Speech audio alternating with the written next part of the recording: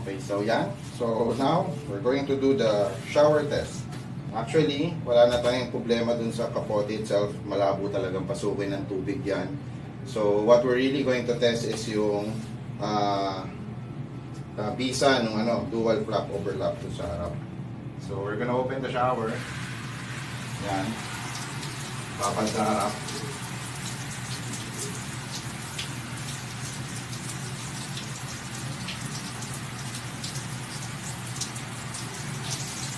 Natin dito sa reflector, papasok.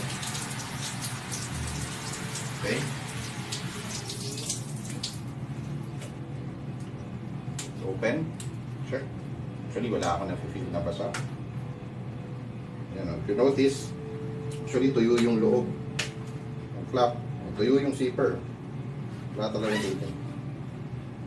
Ang basa.